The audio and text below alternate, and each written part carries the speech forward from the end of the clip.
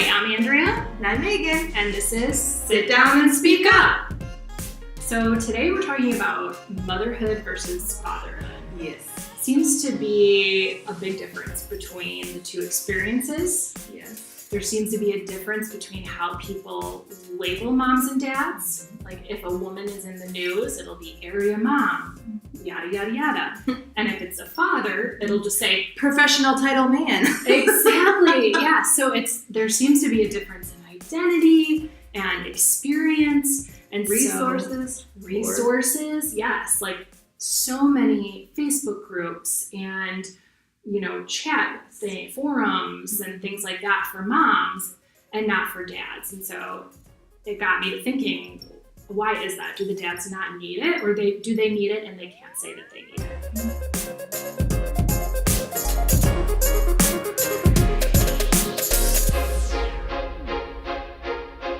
Hi, I'm Eric Downs. I work in the arts full-time. I have 2 kids from a previous marriage that I now raise with my husband. My name is Pabon. I am a father of 3, and I also work in a nonprofit sector where I connect volunteers to opportunities where they can serve and give back, and then also get connected and deepen their engagement civically throughout the city of Chicago. Hi, my name is Priscilla Dean, and I am the co-owner of Evergreen Counseling here in Wheaton, Illinois. I have been working as a therapist in this area for 9 years, and I recently opened my own practice here. We are a group practice that kind of focuses on family work, families in transition, conflict, and discussing moms and dads and kids and relationships and how we can navigate that through life is one of my passions. I picked this mug for the show for a couple reasons. I love that it's kind of a classic design. Also, from first glance, it almost looks like it could be a solid color, but when you look up closer, you can see it's actually kind of this complicated chevron pattern of 2 different colors. And I just really kind of like that when you look closer, it's the interplay of kind of 2 different forces together. I feel like that kind of represents a lot of different aspects of my life. So I chose this mug because me and my family are huge Cubs fans. Contrary to my outfit right now, I'm a coach for t-ball and baseball, so that's why I'm wearing this. But we're huge Cubs fans, and it's just a really big part of our family life. This is my mug that I chose, and it's one of my favorite mugs because it's pretty unique. It is made by a local artisan. I think I picked it up here in Winfield. Great little antique shops around here, and it is got like this lovely little landscape, and it's kind of like watercolor on here, and there's like a little thumb rest here, which is very important for me because I enjoy comfort in the ritual of coffee in the morning. So this is why I chose this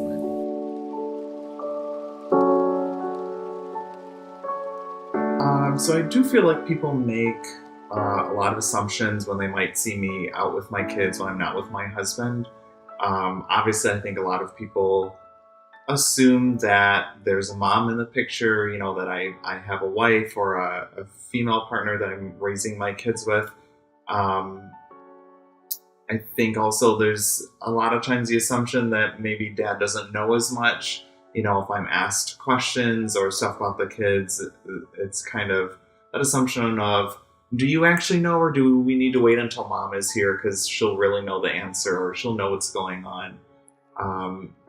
And obviously that's pretty frustrating to me as a dad who is super involved.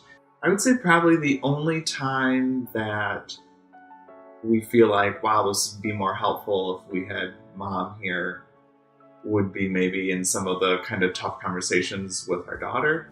And that's just, there's only so much that we can understand coming from a male perspective, obviously. I would say probably the most frustrating times I've had was, one that sticks out to me is actually when we were at the doctor. I had taken the kids to the doctor, and I was with my son specifically. And first of all, when it came time for the health forms, it asked about family history, and I don't recall if it was a nurse or a doctor, but the person who was with us was kind of like, oh, I don't know if you know any of this, but if you can fill this out. And I was kind of like, well, yeah, of course I know what the family health history is. I can fill that out. And then as we were talking about our family and, you know, who lived in the house with us and who our family was. She said, "Oh, how long have you had him?"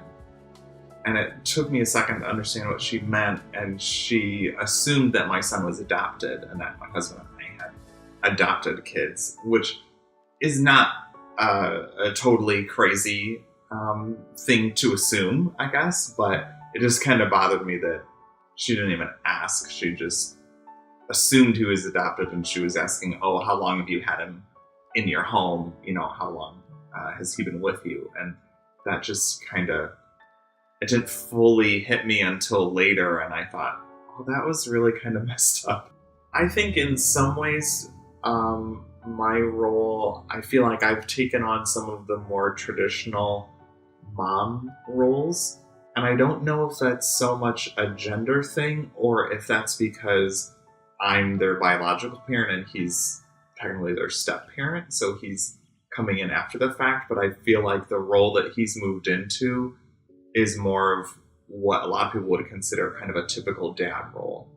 You know, he tends to be more fun, he tends to be a little looser with some of the rules. I tend to be more the schedule keeper, you know, kind of crossing the T's and dotting the I's, which I think is more of what people typically associate with a mom. So again, I don't know that it's necessarily a gender thing for us or if it's a parent versus step-parent thing. It is very common in divorce situations, you know, usually that the kids are more with mom, either a majority of the time or at best, usually a 50-50 split in terms of time and, you know, where they are, who they're spending time with. I do feel very lucky that in our family that the kids live with me full time. They see their mom as often as they can, and I'm very glad for that. I'm glad that they get to see her. I wish that they could see her even more. But I do feel very lucky that I get to be around full time for them. When my first child was born, I feel like my life totally flipped upside down in a way that I did not imagine initially. I feel like I just felt a lot more weight on my shoulder in terms of just responsibility. So I definitely feel that there are roles that me and my wife play, and that she does still carry a lot of the mental load. I think that she takes care of a lot of things that sometimes I don't even know a lot about, and I'm like catching up to try to help her with. Even just in terms of the emotional support that she provides the kids, I think that there is culturally this expectation that she is that person. And that was actually kind of hard, like in the beginning, on both ends, like for both of us, because I wanted to really play a role when it came to like assisting, even with the minor things around like, you know, changing diapers or reading bedtime stories, things like that, because I felt like that's something that I wanted to participate in as a parent. But just even culturally, I think that that's been interesting for us to kind of battle that while she's carrying all of this load, because I think she has these expectations, it's also on the other side of it, when I do want to help, there is kind of some tension, even maybe from like our family, looking at my I guess like stereotypical role, what I should be doing, and kind of feeling like, oh, that's something you don't have to deal with, or that's something like that you could kind of take a step away from. We can take care of it for you. I definitely feel that I am engaged in my community around issues that face children. For one, I worked with my wife and some other community leaders to put together the Berwyn Free Library Initiative that does promote literacy amongst our children and adults in the community. And I think that that was something that was really important to both of us, but that I really wanted to promote in our neighborhood. And so I also participate in the community through my participation on the school board in District 98. The reason I wanted to run for that office is because I felt that with my community engagement and building experience, like I wanted to bring that to the community. I also wanted to bring a lens that kind of shines some light on inequity and also trauma-informed care. So my background working with youth, I feel like gives me a really good perspective on how young people deal with trauma, and then how they also are experiencing a lack of resources and maybe support. So a couple of things that I would like to see change or evolve in terms of how people perceive, motherhood or fatherhood, or just those like stereotypical roles, is that I was just talking to some people today about how fathers really get to be the fun guys in the house, right? Or the ones that do all the fun activities and are the ones that are kind of engaging in that way. And I think that sometimes I feel bad because I know that my wife works really hard to be a role model for our kids, and also does a lot of really wonderful things for them that sometimes they might not notice up front, because it's like behind the scenes planning or prepping or just making sure that they have all the things that they need on any given day. And then I get to swoop in and be like the fun guy that gets to play with them and joke around and be silly and have that kind of like social relationship with them. And so I think it would be great if there was more of a balance there.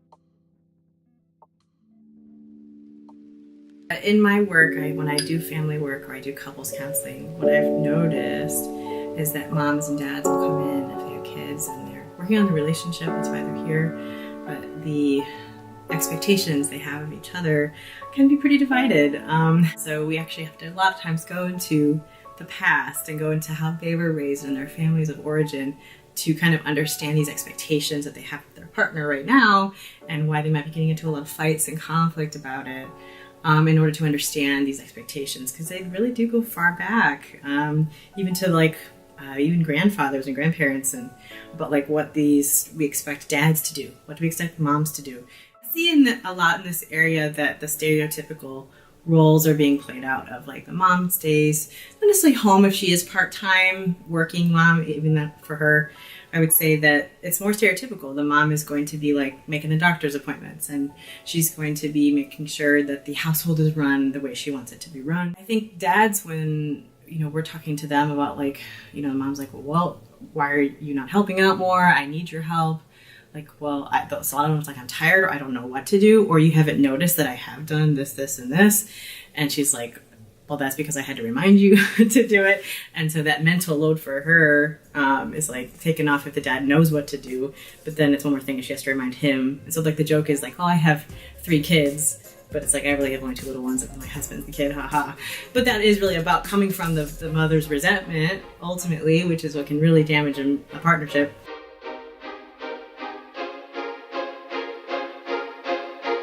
Thank you guys so much for being with us with a big group today, and I made it through, yeah. So, I mean, moms have certain pressures, certainly, and but I have to say, when my son was born, there was nothing in my head that was like, oh man, like how am I going to financially provide for this child? And for certain, my husband, that was like immediate pressure. I see that on him still, that I have to provide for this family, and I work full time, but I can tell it's just different. So, I mean, is that you guys? I mean, we have a lot of pressures as moms, but what are the pressures that kicked in for you guys?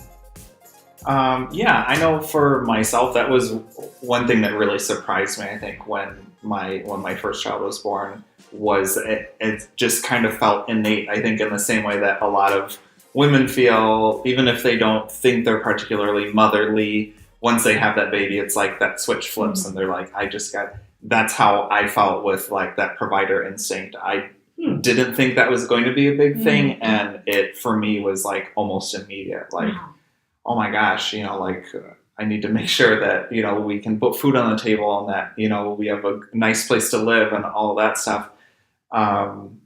So I don't know, that it is there, I think, for a lot of guys. I can't speak for all guys, of course. But I know for me, that was like just a switch that flipped. It was immediately there. That's what I was thinking about, not that kind of nurturing day to day, how do you care for this baby, but more like a long term, how do I provide a good place, and I need to make sure we're at a place that has good schools, and should I start saving for college? Like, college is so expensive. Do I need to start thinking about that? There's so many long range things that go into raising kids, and I think those were some of the things that to me kicked in right away that I was not expecting, to think about. That I was like, oh gosh, I need to plan out the next 5, 10, 15 years. And, college. That's interesting, because I feel like those were things that worried me, but I didn't feel like if I didn't accomplish these like ideas of perfection, like my son going to this perfect school or whatever, that I would be judged for that. Do you guys feel like you are judged if you don't provide for your family at a certain level? That's a good question. How do you feel that pressure come upon you? What is the underlying fears of that pressure? Of like losing your job maybe, or like how people might perceive you, like you're saying? Right. For me, sorry, I don't want to take it forever. For me, like around the time that my daughter was born and then later my son, they're 21 months apart, so they're close in age. I felt that a lot, and it was more what I felt was kind of the basic needs, like, roof over our head, food on the table. But that may have also been because that was a really tough time in my life where those were the things we were struggling with. I mean, we at one point were facing homelessness. We were facing food scarcity. That was like a very real thing. We were going to, food banks and stuff like that. And that was a reality that we were dealing with. But I think not just it was on my mind because that was something we were dealing with. It was, I had a guilt and a shame about that because I felt like this is my job to at least the basic necessities, like a place to sleep and food. And so did you feel like with having food scarcity and possibly homeless, did you feel like that was your failure, not you as a couple? Oh, for me, failure? 100%. I mean, it's not a failure at all because let's all like talk that was about a fear of failure. In America, like it's easy to get to that point. Right. But fear of failure. I mean, for me, was it you? Was it on for you? Was it on you, not on the couple? I mean, at that time, my then wife was a stay-at-home mom. So again, that may have been part of it too. Had she been working, I think maybe that would have helped share the load. I was the only one working, so. Sure. I felt that pressure to I'm all that we have. I'm the only one paying the bills, so I got to do it. I mean, I was working a full-time job and a 20-hour-a-week part-time job on top of that, and that was with a newborn that wasn't sleeping. So I look back now and I'm like, I literally don't know how I lived through it. Yeah. But the only thing that kept me going, I think, seriously, was that fear of like, I have to provide for us. Like, I'm the only chance we have. Like, I'm the only one contributing to, the financial side of it. And so I felt all that pressure on me. Yeah. What about you, Rob? Was that a similar feeling? Yeah, I think that for me, I was very lucky. Ale, especially in the beginning of our relationship, was making more. So she was kind of like helping a lot more when it came financially. But like, I think once we started building our family, I was like, I need to get my career like going. And that was my thing. Like, I think I started taking that a lot more seriously and really focusing in on like, how can I move up in my organization or move up in the industry that I'm working in so that I can provide and participate in that side of it. And we've been blessed to be able to get support from like family and stuff like that to help us through a lot. But I think what's interesting is a thing that I worried about when talking about having more children that she didn't worry about was money. Really? So I think that like at that point, by the time we got, to having, thinking about having our third child, I was like, ooh, how are we going to pay for this? Like, where's this? And we really were both, I think, thinking about it really hard. And she wanted more children, and I think I low-key wanted more children and pretended I didn't, but like was really worried about like real life, interesting ramifications in terms of finances and like how we would support this, because as we know, children are not, cheap. Like there's a lot that goes into that. So nope. Nope. Right. So not at all. I think that's something that I'm always thinking about, and I'm wondering if maybe that's just something I'm feeling because of, just the norms that I've like internalized over, over my lifetime. Possibly. I could see that. I don't know. I mean, Priscilla, what do you think about this difference between the pressures on men and the pressures on women? Is this all put upon us, these roles, and so then we absorb them, or is there something, do you think, biological? What's your take? I certainly think that the social constructs go back so far. It's absolutely, I think about actually World War II and post-World War II going to the 50s. This was like the height of like the most polarity between the motherhood and fatherhood, right? The mothers staying home all the time, and then like fathers were out in New York City. I think of Mad Men, right? So like the most stereotype. But it was these post-war men that were all probably had PTSD and like were all like traumatized and everything. And so they had this, men would go to work and the women would stay at home. And so then, there was all the backlash to it. We have not recovered as a society. I think from the world wars, it's just one of those things. I think that we're still trying to recover, trying to come back from that. I remember being 20 years old in one of my philosophy classes that I took for fun in North Central College, because apparently that's what I did to fix my electives. And this wonderful male professor, Professor Hamalis, he made us read this book called The Second Shift, which was some book, I don't know if anybody's heard of it. It was written in actually the late 80s. And it's now like a classic, I think, supposedly. And it was basically about this whole idea that women were entering the workforce in the 80s, and like they had two jobs. They were expected to be at home, and they also were expected to go to work now, because we are empowered women now. And so like they had these two jobs, and the men, nothing had changed in that department. And so it was talking about the social implication. It was written by a Berkeley sociologist, I believe. And I was 20 years old and being like, I never thought of this before. I was a psych major. I didn't know if I was going to be a therapist yet. And I was thinking like, I have to make this choice. And my husband, at the time I was engaged, and I got married pretty young. And I'm like, he doesn't have to think about this. I have to think about this. Like, I have to think about what I want to do and all of that. And I'm like, that's not fair. But like, I was like, I'm going to have to choose this job. And if I want to be a mom, because I had always wanted to be a mother, there was an innate desire to be a mom and to do it right and perfectly or whatever. I definitely wanted that for my life. But I also had this desire to be a therapist, like budding within me. And I'm like, I don't think I can have it all. I think something's going to have to give. And that's not fair. and so bless this guy for like putting that in my head, that young of an age of like, my husband and I talked about it, of like at that we were young and engaged and thinking about these kind of things for our lives, and I wanted to be like, let's make this as equal as we can. But it's in our marriage too, and if we talk about it, the expectations, whether it's with breastfeeding or it's with household work, it is absolutely within us. And there is this sense of, I want to do it right, and I don't trust you to do it as well as I do.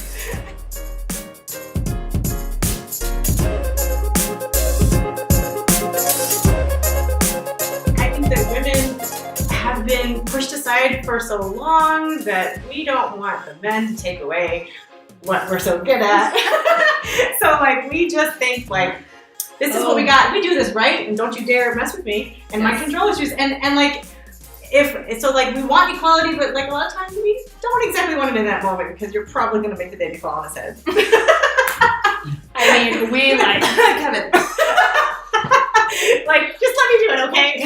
So that was like our first year journey with having a baby, because I was like, I married a woke man, we're going to do this 50-50. Totally. And then when Chance was born, I was like, what's up with these gender roles, you know? And I was like, why don't you do this and that, you know?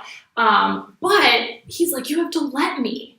No. Because I was such a hover. Sure. And I would be like, even down to the way he put on the diaper, I felt like he like pulled it too tight over his little wee-wee, and that his wee-wee wouldn't grow. Andrea!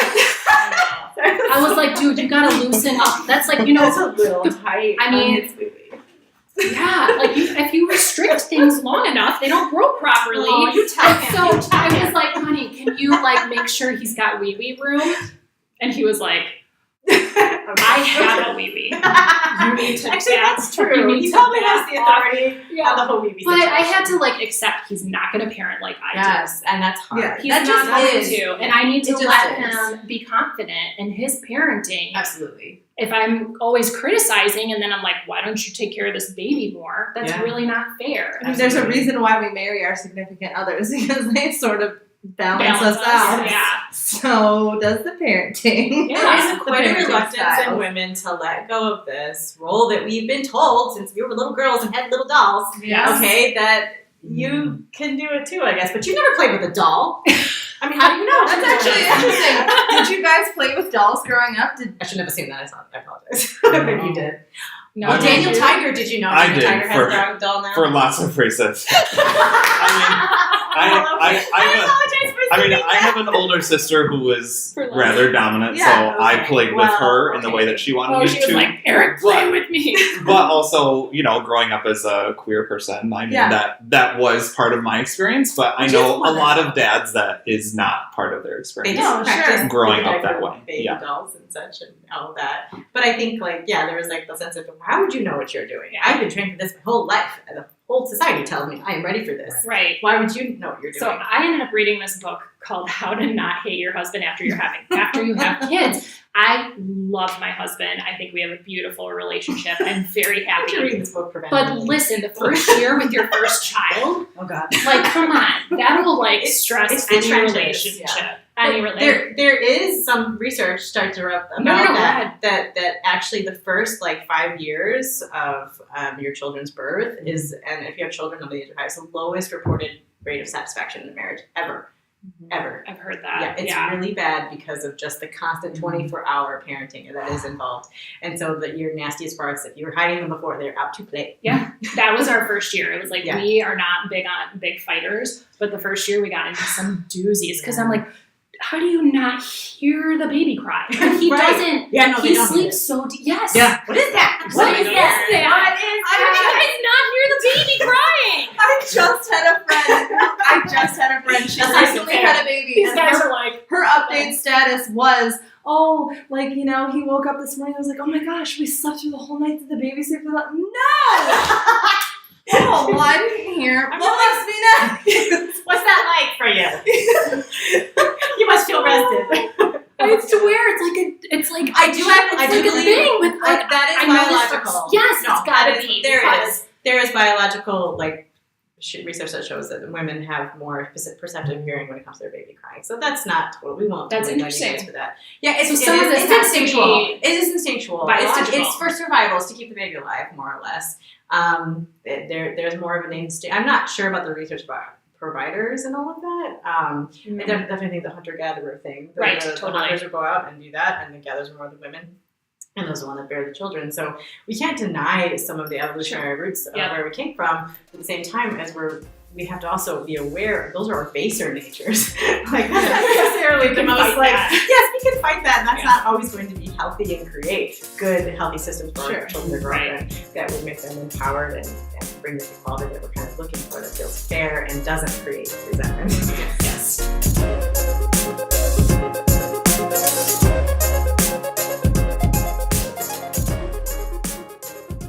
So I guess one more question that I want to pose to you guys. Do you feel unsupported? Do you feel like, there are so many mom bloggers, mom groups. Do you feel in your fatherhood, do you feel a little unsupported?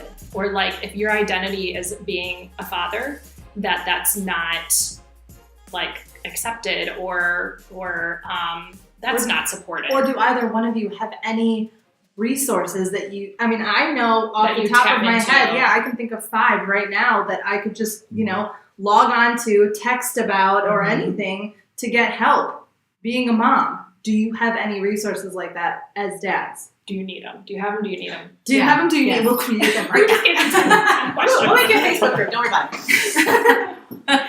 What do you think? Yeah, that's a really good question. I feel like I can't answer that without once again restating that the mental load is still disproportionate, right? And that I do think that we live in a different era now where now we have social media. Now you can reach hundreds of people that have similar experiences that you're going through. And so like these networks are being created for a reason. Like there is this issue, and then now there's this opportunity to meet other people that are maybe going through the same thing, and now you can support each other with these like mommy groups, right? And so I think that makes a lot of sense.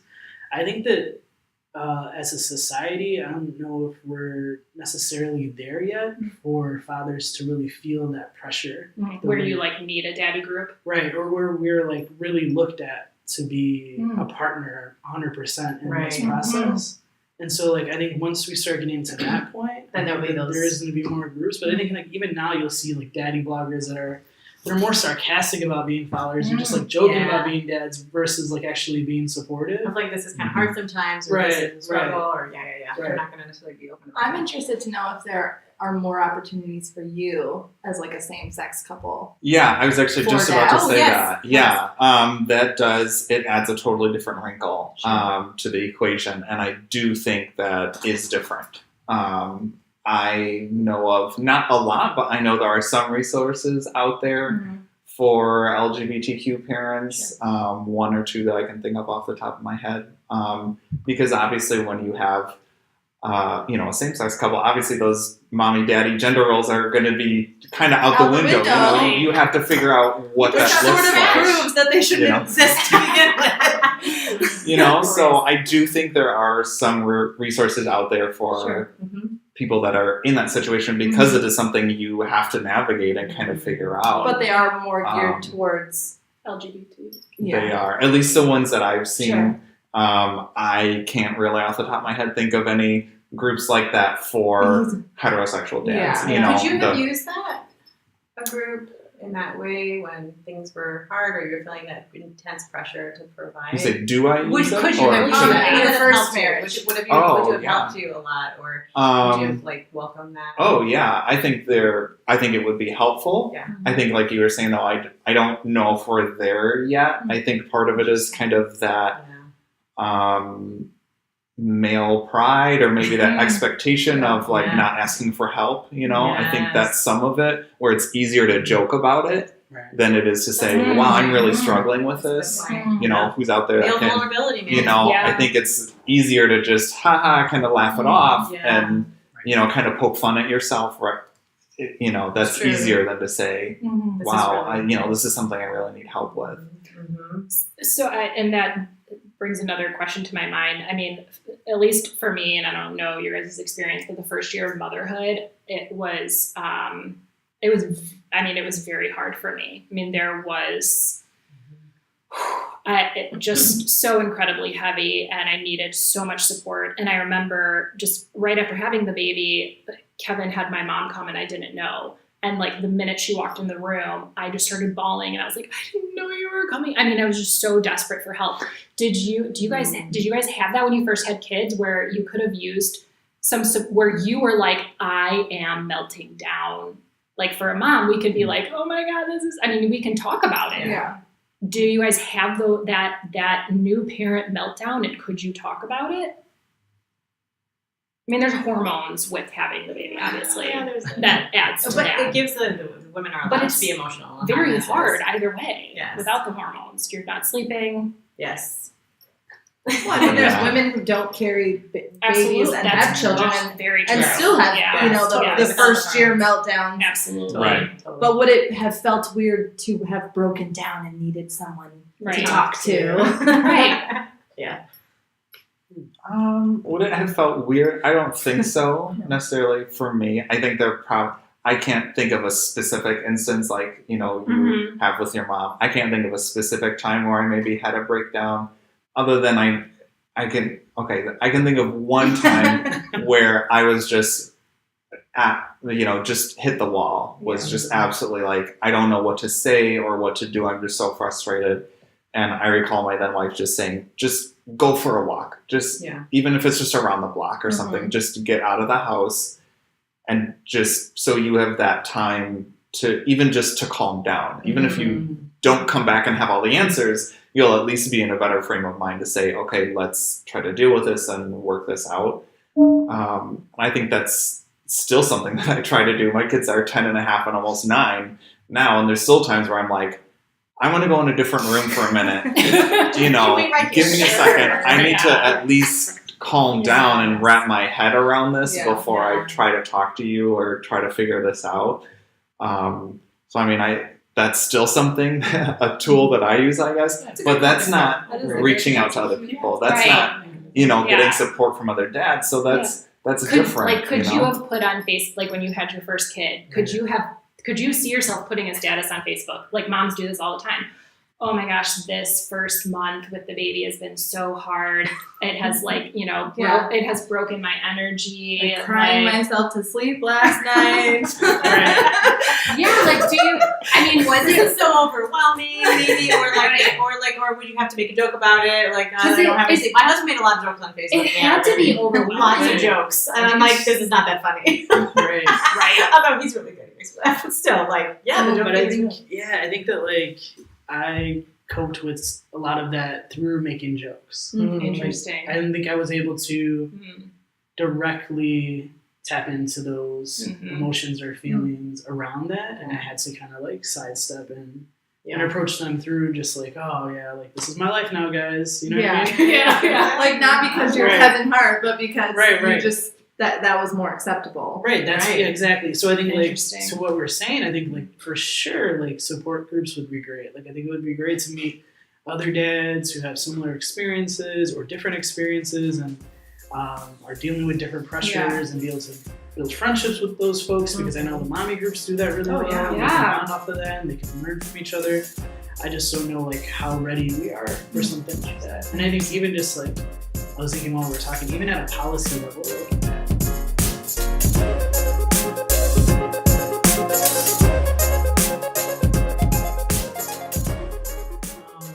I would have to say like when it wouldn't be at the current employer that I'm at, but I do feel like earlier in my career working in nonprofits, I did feel like this tension when it came to even just like asking for time off or saying I couldn't make an event because I had to maybe stay at home with my family or with the kids.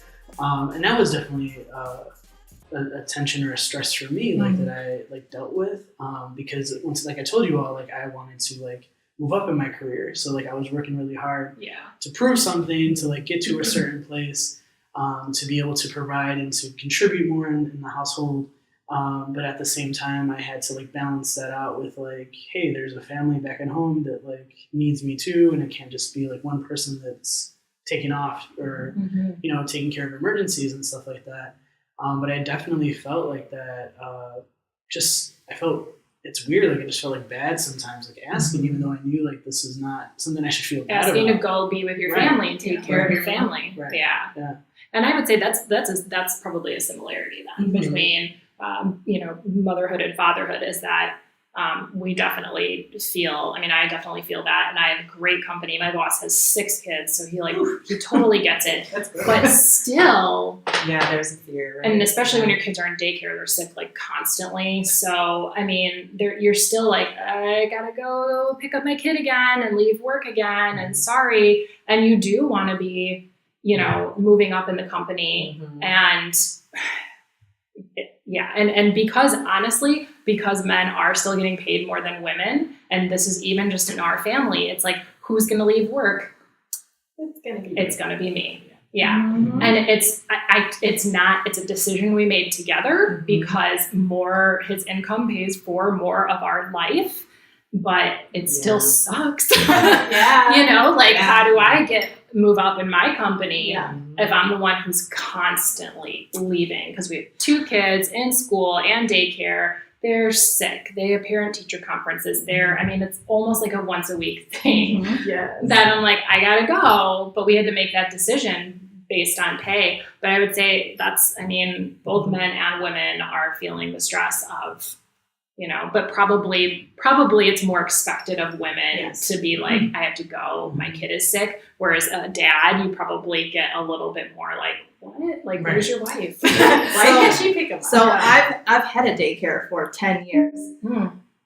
Leading up to, I think, the past few years, I hadn't even met some of the kids' dads, Wow. and I'd had them for I believe like that. 2 years. I believe And that. I genuinely met them the first interview, And that was it. and then that was it. I never saw them again, ever. Wow. And this year, I will say, shout out to like some of the parents I have now. They split. One drops them off, one picks them up. One of them, if one of them are sick and they need to get picked up, I've had both parents come and do that and be excited to do that. And it has not felt. I've also had dads who have picked up kids in the past and just like awkwardly stood and didn't really know if they could talk to me or I had your kid, like talk to me. I want to tell you like how the day was. Yeah. But some of the parents I have now, some of the dads I do have now, but it has shifted in the past 10 years. 10 years. Oh, 10 years. We're not 10 years.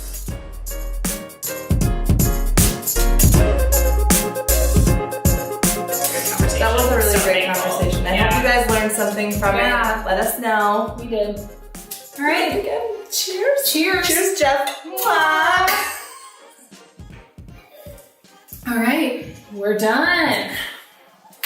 In the can.